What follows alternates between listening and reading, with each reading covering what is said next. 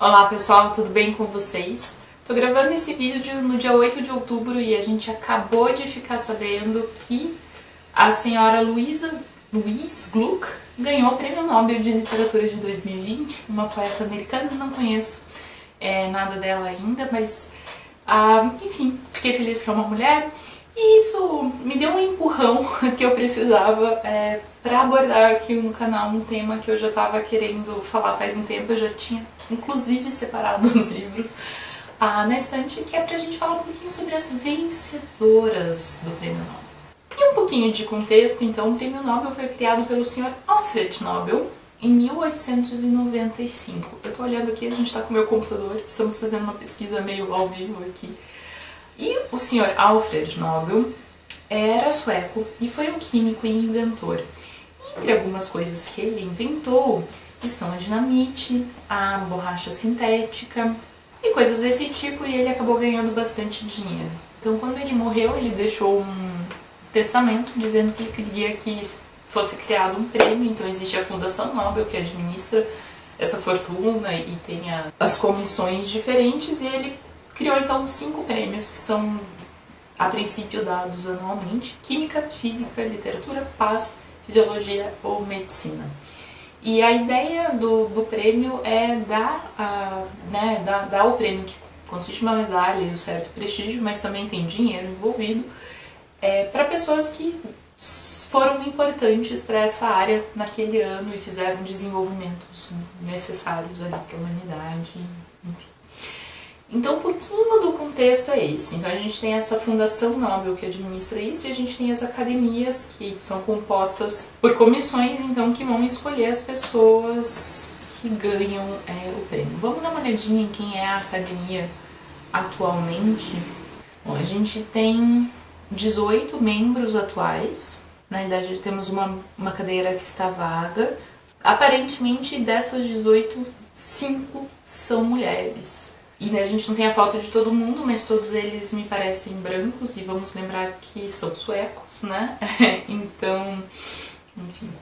A gente já vê aqui um eurocentrismo bastante marcado, inclusive nos membros, o que não sei se isso é um problema. É uma academia sueca de língua, eles fazem outras coisas além de dar o Prêmio Nobel, e, enfim. Então, de qualquer forma, a gente tem esse grupo de pessoas que resolve dar esse prêmio todos os anos para autores que se destacaram naquele ano. A gente também pode fazer uma discussão importante sobre a validade de prêmios, né? Eu particularmente sou da opinião de que prêmios não são unânimes, não são a única maneira da gente definir o que é boa literatura. Eu não acho que a gente só tem aquele que ganha prêmio e nem nada do tipo. Eu acho que eles não são donos da verdade. Ainda assim, eu acho que é um modelo de crítica interessante, entre vários outros modelos de crítica interessantes, indo do Instagram até o prêmio. A gente tem, enfim, uma abrangência de maneiras de fazer crítica literária, e eu acho uma maneira de crítica literária interessante, porque é um pouco o que esse grupo de pessoas achou que valia a pena ser lido daquela época. E quando a gente olha o Prêmio Nobel, por exemplo, que é um prêmio relativamente longo, e a gente olha em retrospecto, a gente vai ver que vários desses autores, e aqui sem fazer distinção entre serem homens ou mulheres, não são mais publicados, não são mais lidos e não são mais discutidos, porque eles de alguma forma não fazem mais parte do nosso cânone de hoje, apesar de terem sido considerados os melhores escritores de sua época. Então é interessante a gente pensar um pouco isso, né? Que é sim um registro do tempo, é um registro do que aquelas pessoas estavam pensando naquele tempo, e nesse sentido é um prêmio interessante para a gente pensar o que cada prêmio valorizava, o que cada momento histórico valorizava em termos estéticos. E, enfim, é um recorte que para mim é interessante. Bom, vamos lá então dar uma olhada em quem são elas. O artigo da Wikipédia é bem legal porque ele tem uma lista completa com fotinhos das pessoas. Curiosidade: o primeiro vencedor, 1901, é o Sully Corcomet, imagino que assim fala, ele é francês. Não conheço, escrevia poesia e ensaio. O primeiro nome que eu reconheço da lista é o Rudyard Kipling, Ele ganhou o prêmio em 1907. A primeira mulher que a gente tem na lista é a Selma Lagerlöf, em 1909. Uma autora sueca. E aqui a frasezinha, né, de por que ela ganhou o prêmio é em apreciação pelo idealismo sublime, imaginação vívida e percepção espiritual que caracterizam seus escritos. A Selma, então, nasceu em 1858 e a partir de 1914 ela fez parte da academia, foi membro da academia sueca. Ela publicou até que bastante coisa e me parece que ela publicou coisas diferentes entre si. Ela tem alguma quantidade de obras infantis e aparentemente é muito lida nas escolas suecas, mas pelo jeito ela também tem outras coisas. Dando uma pesquisada aqui na obra dela que já foi traduzida, a única coisa que eu achei, pelo menos numa pesquisa mais ou menos rápida, foi A Maravilhosa Viagem de Nils Holgersson, que é um livro infantil. Essa edição que eu encontrei aqui foi publicada em 2005 pela editora Itatiaia e é uma viagem de um menino. A capa é bem infantil, tem um menino como que fala? No colo de um ganso, no lombo de um ganso, voando. E pelo jeito acho que é a primeira coisa que nós vamos ler juntos. Existe em português, então essa edição da Itatiaia, e existe uma versão em inglês de graça para o Kindle também, se alguém quiser acompanhar a leitura, tá aí. Bom, depois da Selma, vamos continuar. A gente tem a década de 1910, na qual nenhuma mulher ganhou. Aqui a gente teve 2 anos em que o prêmio não foi atribuído, né? Época de Primeira Guerra Mundial. Bom, indo para a década então de 1920, o primeiro vencedor dessa década foi o Knut Hamsun, que é um escritor norueguês. Ele tem um livro chamado Fome, que é muito bom, já foi publicado aqui no Brasil. Enfim, informação desimportante, mas reconheci. Aqui a gente tem o Yeats também. E a gente tem uma mulher então em 1926. Então a gente tem aí um intervalo relativamente grande, né, entre as duas. Enfim, em 1926 então a vencedora foi a Grazia Deledda, da Itália. Eu sei que a gente já tem coisas dela publicadas, deixa eu só ler a frase antes. Por seus escritos idealisticamente inspirados que com clareza plástica descrevem a vida de sua ilha natal e com profundidade e simpatia trata dos problemas humanos em geral. Tá aqui, eu sei que a gente tem esse aqui, o Juncos ao Vento, com tradução da Maria Augusta Matos. Foi um dos primeiros livros que saíram pela Carambaia em 2015, já tem tudo isso, caramba. Eu li o livro na época que ele saiu, eu inclusive escrevi uma resenha sobre ele, mas eu acho que a gente pode ler de novo para conversar. Além disso, tem um outro livro que já saiu dela, que tá em edição corrente agora, né? A gente talvez tenha livros dessas autoras que já tenham sido publicados há mais tempo, né? Inclusive, se alguém quiser informar sobre e quiser falar pra gente nos comentários, pra gente conseguir fazer uma abrangência maior das edições.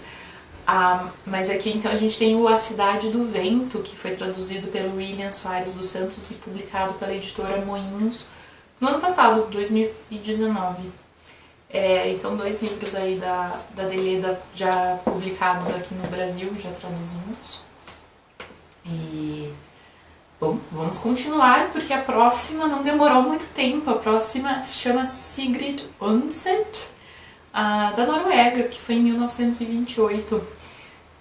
Então a gente aqui teve um intervalo pequeno. Ela nasceu na Dinamarca, mas se mudou para a Noruega depois, ainda criança.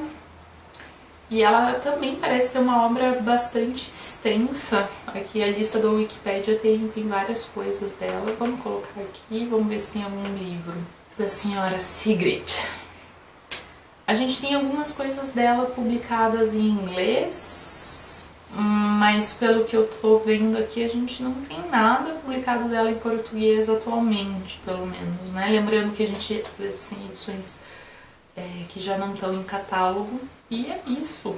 Vamos ver, o primeiro que apareceu aqui nos resultados foi Kristin Lavransdatter 1.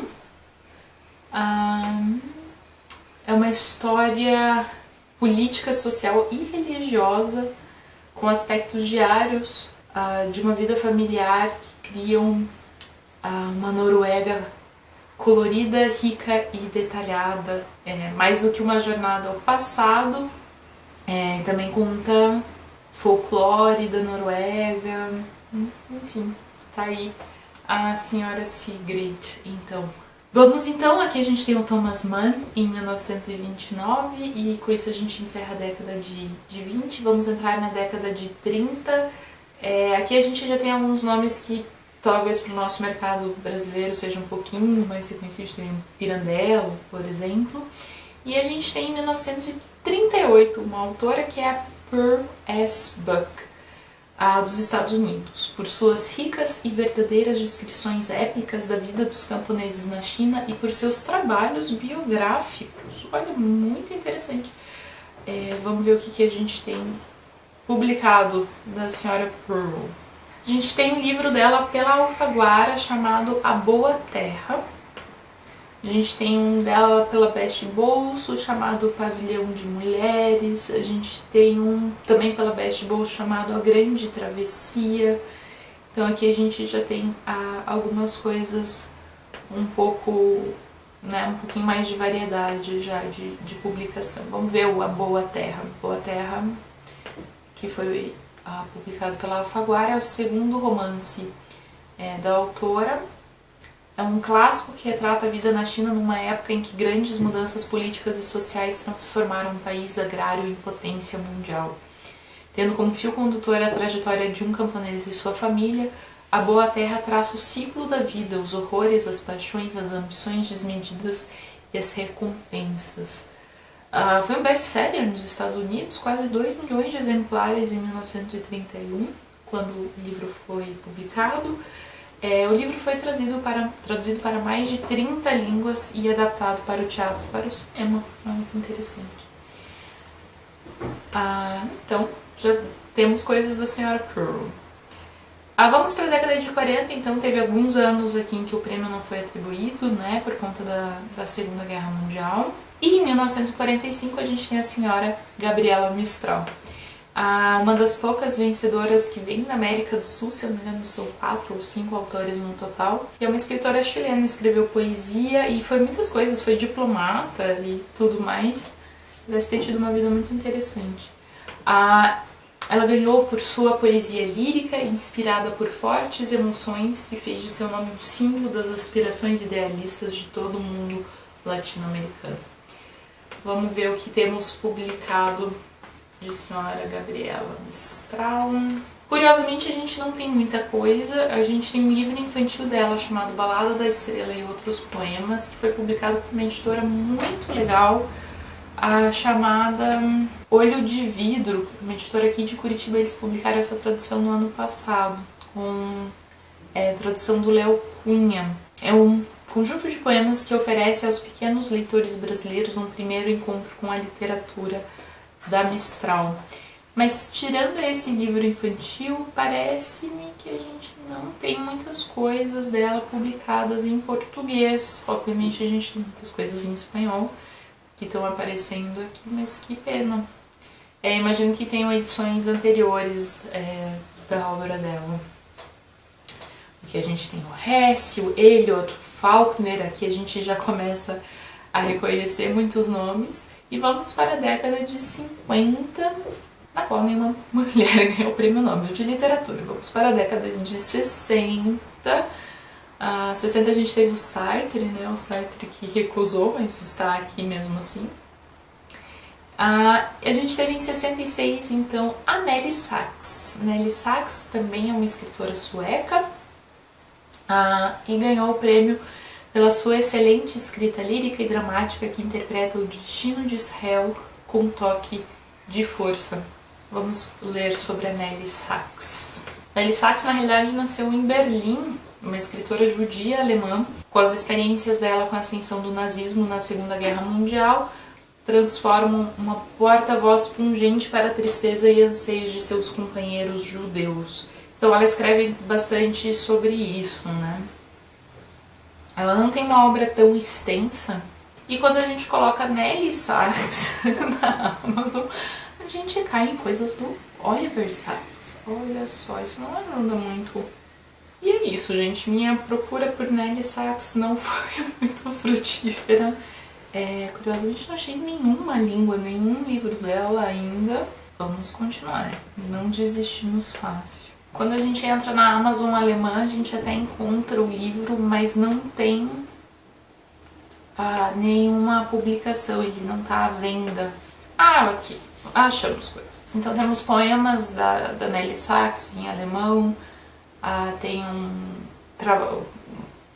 compilado de trabalhos dela. Então alguma coisa a gente tem em alemão, mas tem poucas coisas disponíveis para venda agora. Tem uma biografia. Então, curioso, porque a primeira mais sumida que a gente se deparou aqui não é nem a primeira historicamente, né? Veremos. Achei isso bem curioso, essa coisa meio sumida dela. Enfim, fico me perguntando se tem um motivo pelo qual ela tá tão desaparecida assim. Depois a gente tenta descobrir. E vamos para a década de 70, então. Em 70 a gente tem o Neruda, a gente tem o Bohr e a gente tem Nenhuma Mulher. E década de 80 a gente tem o Canetti, a gente tem o Gabo. Década de 90, mais uma mulher, Nadine Gordimer. A Nadine Gordimer é uma escritora sul-africana e dela a gente já tem mais coisas publicadas. Eu li um livro dela e eu gostei bastante na época, que foi O Melhor Tempo é o Presente, que saiu pela Companhia das Letras com tradução do Paulo Henriques Brito. Então a Nadine nasceu em 1923, faleceu em 2014, né, o prêmio é de 91, que pela sua magnífica escrita épica trouxe, nas palavras de Alfredo Nobel, um grande benefício para a humanidade. O que eu lembro desse livro aqui é que ela fala muito sobre as questões das diferenças sociais na África do Sul. Escreveu mais de 30 livros, sendo que a maioria são crônicas sobre a deterioração social que afetou a África do Sul durante o regime do Apartheid. E eu acho que a gente tem mais coisas publicadas dela. Eu acho que a gente não vai ter o problema que a gente teve com as Sachs. A gente tem esse, a gente tem o De Volta à Vida, a gente tem o Engate, Beethoven era um 16avos negro, que é um nome muito bom, hein? Tem Tempos de Reflexão, que são diários, textos mais curtos, crônicas, enfim, a gente tem bastante coisa então da Gordimer publicada, que é ótimo, vamos poder escolher coisas dela para ler quando chegar a hora. Ainda na década de 90 a gente tem a Toni Morrison. Cadê Toni Morrison? Aqui tá Toni Morrison. Toni Morrison é uma escritora que eu não conheço tanto ainda, então ela ganhou o prêmio em 93, ela faleceu em 2019 e a frasezinha é que em romances caracterizados por força visionária e lastro poético oferece vida a um aspecto essencial da realidade dos Estados Unidos. Então, o que eu li dela e gostei muito foi esse aqui, A Origem dos Outros, 6 ensaios sobre racismo e literatura, que foi traduzido pela Fernanda Abreu. Tá aqui. E eu tenho aqui, quero ler em breve, então, o Amada, né, que eu acho que é um dos livros mais conhecidos e debatidos dela, com tradução do José Rubens Siqueira. A Companhia das Letras está fazendo um trabalho de publicação da obra da Toni Morrison agora, então tem saído bastante coisa dela nos últimos tempos. A gente tem O Olho Mais Azul, a gente tem esses dois, tem outro de ensaios, chama Fonte da Autoestima, Deus Ajude Essa Criança, Jazz, então tem algumas coisas dela já. É bem legal que ver essas escritoras mais recentes já tem um pouquinho mais de coisas traduzidas também, né? Bom, depois da Toni Morrison, a gente teve em 96 a Wisława Szymborska, gente, eu acho que é assim que fala o nome dessa criatura, mas meu polonês não existe. Ela ganhou então em 96, uma autora da Polônia que viveu entre 1923 e 2012. A frase de prêmio dela é: pela poesia que, com precisão irônica, permite que contextos históricos e biológicos venham à tona em fragmentos de realidade humana. Então a gente tem aqui em casa, esse livro não é meu, é do Alisson, é o Poemas, traduzido pela Regina Pitsipitsien. De novo, gente, desculpa, o nome vai estar aqui. Eu sei que eu acho que tem mais 2 já traduzidos pela Companhia das Letras. Um deles, inclusive, saiu aí nos últimos meses. E ela tem sido, o que eu saio, elas têm essas publicações mais ou menos recentes só. Não sei se tem alguma outra coisa dela antes disso. Essa aqui é de 2011. Bom, depois da Szymborska, a gente teve o Saramago, Gunta Grass, e vamos para o século XXI, anos 2000. A primeira, então, vencedora dos anos 2000, que a primeira vencedora mulher foi em 2004, que foi a Elfriede Jelinek, escritora austríaca, pelo seu fluxo musical de vozes e contravozes em novelas e peças que, com extraordinário zelo linguístico, revelam o absurdo dos clichês da sociedade e do seu poder subjugante. Então é muito legal, uma escritora que escreve muito teatro. A gente tem dela no Brasil 2 livros. A gente tem A Pianista, que saiu pela Tordesilhas, com tradução do Luiz Krauss. A gente tem O Desejo, também saiu pela Tordesilhas, eu não lembro o tradutor, eu vou deixar anotadinho aqui embaixo. E pra quem tem vontade de ler mais Jelinek, ela deixa bastante coisa aberta no site dela, depois que ela ganhou o prêmio. Então pra quem lê alemão, tem muita coisa acessível da obra dela. Bom, eu tenho lido mais Jelinek, tô participando de alguns projetos sobre ela e tem sido fascinante, uma literatura muito louca, tô gostando muito. Bom, depois disso, em 2007, temos a Doris Lessing. Eu não conheço, eu nunca li Doris Lessing. Então, a Doris Lessing é do Reino Unido, e a frase é a seguinte: tal epicista da experiência feminina que, com ceticismo, a dor e poder visionário, sujeitou uma civilização dividida ao escrutínio. O que é bem vago, né, essa descrição, enfim. Eu tenho esse aqui em casa, o Alfred e Emily, tradução de Beth Vieira e Heloísa Jan, que, se eu não me engano, é uma espécie de livro de memórias sobre os pais, isso mesmo, que tá aqui em casa, inclusive, já faz um tempo. Mas que eu me lembro, a gente também já tem mais coisas publicadas dela aqui. As Avós está publicado aqui, Sobre Gatos está publicado aqui, Amor de Novo está publicado aqui, O Sonho Mais Doce.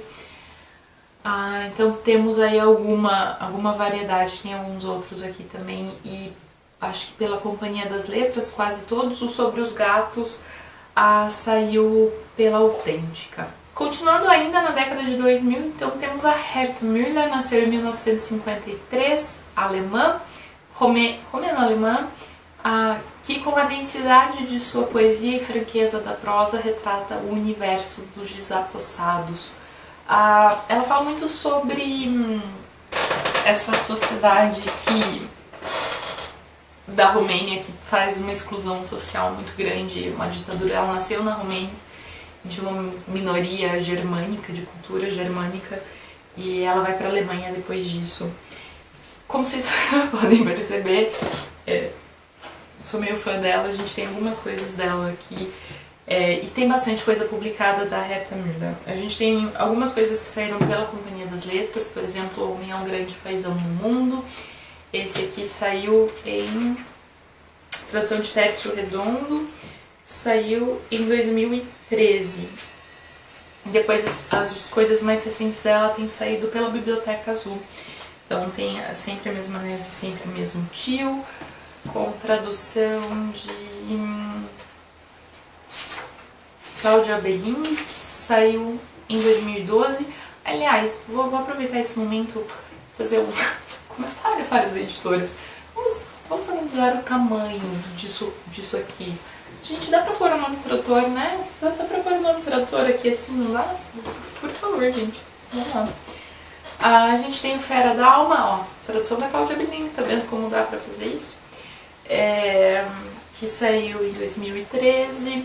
a gente tem o A Raposa Já Era o Caçador, tradução da Cláudia Bellini, que saiu em 2014. Tem esse aqui que eu acho muito divertido, tradução de Silvia Bittencourt, que é o Minha Pátria Era um Cabo Grosso de Maceió, é uma entrevista com a Herta Müller, dá pra conhecer algumas coisas sobre ela que são bem interessantes. E eu tenho esses dois aqui em alemão também. Ela tem, nos últimos tempos, feito esse trabalho bem legal de poesia, assim, os textinhos visuais. E nos últimos anos mais recentes é isso que ela tem feito e é bem divertido também de ler. Então vamos para a década de 2010. Em 2013 a gente tem a Alice Munro, do Canadá. Eu tenho dois livros dela aqui, eu li um e o outro não li. Eu li o Vida Querida, não li O Amor de uma Boa Mulher. Mas ela escrevia basicamente contos, o que é muito divertido. A mestra do conto contemporâneo, essa é a descrição dela. Eu já li esse, não li esse. Gostei bastante quando eu li, vou ler o outro. Esses dois saíram pela Companhia das Letras, com esse aqui, tradução do Jório Dauster, e esse aqui, tradução do Caetano Galindo, mas eu sei que tem algumas coisas dela que também saíram pela Biblioteca Azul. E, enfim, bem interessante, está viva também, a Herta Müller está viva também, a Jelinek está viva também. Então a gente tem aí algumas autoras mais recentes e ainda, né, publicando coisas. Vocês estão ouvindo a chuva? Gostoso, né? 2015, então, a gente tem a Svetlana Alexievich. Eu tenho 3 aqui dela, eu já li 2, que são Vozes de Chernobyl e A Guerra Não Tem Rosto de Mulher, que eu li esse ano, inclusive tem um vídeo recente aqui no canal. E eu tenho não lido aqui ainda O Fim do Homem Soviético. As traduções não estão nas capas. Vamos lá. Cecília Rosas, esse daqui. Lucas Simone, esse daqui. E Sônia Branco, este daqui. Eu sei que além desses, eu acho que tem mais uns 3 livros publicados dela. Na época que ela ganhou o Nobel, foi uma treta. O motivozinho, né? A frase é: pelos seus escritos polifônicos, monumento ao sofrimento e à coragem em nosso tempo. E a questão dela foi: isso não é literatura, porque isso aqui é jornalismo. Pra mim, o que ela faz é uma coisa muito parecida com o que a galera que colecionava contos fazia na época romântica. Eu tô falando dos irmãos Grimm, do Andersen, como é que era o francês? O La Fontaine, enfim, outros que faziam esse tipo de trabalho, que eram colecionar esses contos orais. O que ela faz é isso, né? Ela coleciona contos, relatos orais sobre acontecimentos da nossa história recente. Então, Chernobyl, Segunda Guerra Mundial, o fim do período soviético. E ela vai contar relatos a partir disso. Eu acho que é literatura, sim. Enfim. Ela escreve história e ensaio. A mesma coisa, né? O Bob Dylan ganhou um ano depois dela e teve todo esse drama. Isso é literatura? Óbvio que é literatura. 2018. 2018 temos mais uma mulher, e foi a Olga Tokarczuk, outra polonesa, né? Outra polonesa ganhando. Tá aqui o Sobre Ossos dos Mortos. Eu não li ainda nada da Olga, tô com esse aqui que saiu pela Todavia, com tradução da Olga Bakinska-Shintzato, e foi publicado no ano passado, se eu não me engano, 2019, isso mesmo. Mas estou com bastante vontade de ler a Olga, já tá aqui. Por uma imaginação narrativa que, com paixão enciclopédica, representa o cruzamento de fronteiras como uma forma de vida. Então, agora, esse ano, a gente tem a Louise Gluck. Que eu saiba, a gente não tem nada dela publicado no Brasil, mas eu vou dar uma conferida. A gente vai torcer, então, pra sair isso. A gente não tem nada publicado em tradução ainda, mas tem várias coisas dela fácil pra achar também. Bom, imagino que logo a gente vai ouvir notícias de publicação da poesia da Louise Gluck aqui no Brasil. Também, em geral, é o que acontece com os vencedores do Prêmio Nobel.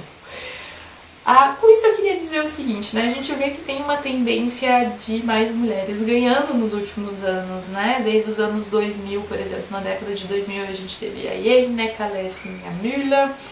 Na década de 2010, a Monroe, a Alexievich e a Olga Takachuk. Então eu acho que a gente está num caminho em que, eles perceberam que existe esse problema, né, na escolha, e dois, os nossos tempos estão mudando e a gente já não tem tantos os problemas que existiam antes. Para quem tem interesse nesse debate de por que as mulheres não faziam parte do cânone, por que as mulheres não escreviam tanta literatura, enfim, a gente já tem conversado mais ou menos sistematicamente sobre isso aqui no canal e já tem muita gente debatendo isso na internet. A Ju do The Blank Pages fala muito sobre essa questão do cânone e autoras que foram esquecidas do cânone. O Leia Mulheres, né, os grupos de leitura também fazem muito isso. Então a gente já tem muitos projetos interessantes. Eu queria, para quem não acompanha, não sabe, quer começar a pensar sobre isso, eu recomendaria muito Um Teto Todo Seu, da Virginia Woolf. Primeiro de tudo porque é um livro gostoso de ler, não é um livro acadêmico, não tem nada de complicado, um livro super acessível. É um ensaio no qual a Virginia Woolf está andando para uma universidade e existem portas que ela não consegue abrir, e com isso ela começa a criar esse debate de existem espaços que não são acessíveis para as mulheres. E esses espaços são a universidade, são a literatura, são a produção literária. E ela vai começar a debater os motivos disso, e aqui a gente entra num grande período de como a gente via as mulheres na sociedade, o papel das mulheres na sociedade, o fato de que as mulheres tinham que cuidar da casa e não tinham dinheiro próprio, então elas não podiam se dedicar às suas próprias coisas, como a literatura, que é o que os homens faziam. Se dedicar à literatura exigia, e ainda exige hoje, que a pessoa muitas vezes tenha fundos que não venham de seu trabalho, e se você tem que trabalhar, você provavelmente não vai ter tempo para se dedicar à literatura. Então a gente tem toda uma estrutura que não se sustenta tão bem, né? É legal a gente ver que existem mulheres rompendo isso e fazendo obras consistentes, e é legal a gente ver que o mercado literário está se abrindo um pouco. Eu, pelo menos no mercado brasileiro, eu acredito muito Leia Mulheres por essa transformação. Eu acho que desde que o Leia Mulheres começou e esse debate começou, o nosso mercado começou a prestar mais atenção nisso, publicar mais mulheres. Ainda não está resolvido, ainda é um processo. Mas eu acho que essa mudança começou a acontecer e eu acho que o Nobel está mostrando um pouco isso pra gente, né? Nos últimos anos a gente está vendo mais mulheres ganhando o prêmio e isso é muito bom. Para quem tem interesse de ver um pouquinho mais sobre esse debate também, no vídeo que eu gravei sobre Úrsula, da Maria Firmina dos Seis, a gente conversou um pouco sobre essa questão de formação de cânone, quem decide esse tipo de coisa, como que esses processos acontecem. E eu acho que isso são histórias que se aplicam a muitas mulheres em muitos lugares. Outras coisas que a gente ainda pode falar sobre o Prêmio Nobel, tirando a Toni Morrison, todas as outras autores são brancas, então essa questão essa espécie de um eurocentrismo é bastante forte. A gente tem só a Mistral e a Godmer, que são do Hemisfério Sul, por exemplo, né? Então a gente está muito concentrado na Europa ou nos falantes de inglês. Tudo bem, a Alexievich é de uma Europa mais periférica, a Polônia talvez também e tal, mas assim, né? Vamos comparar com o resto do mundo. Então essa é uma crítica muito válida, isso eu acho que é uma coisa que o Nobel de fato ainda não resolveu muito bem. Enfim, são questões a se pensar, né, sobre tudo isso. De qualquer forma, fica o meu convite então para quem quiser ler a literatura dessas mulheres. A gente vai começar pela Selma, vamos começar pelo começo, pela Selma Lagerlöf. Eu vou ler então o The Wonderful Adventures of Nils. Eu vou ler em inglês porque tem essa versão de graça, mas quem quiser ler em português, então a gente tem essa edição da Itatiaia. E é isso, pessoal, a gente vai lendo elas aí em ordem cronológica, mais ou menos um por mês. Vamos deixar essa coisa um pouquinho solta, não vamos pôr metas inalcançáveis. E por favor, caso vocês saibam de edições que eu não mencionei aqui, saibam que alguma delas já foi publicada e eu não mencionei, avise a gente nos comentários. Espero que vocês tenham gostado do vídeo, que não tenha ficado muito bagunçado essa pesquisa ao vivo. E até o próximo vídeo.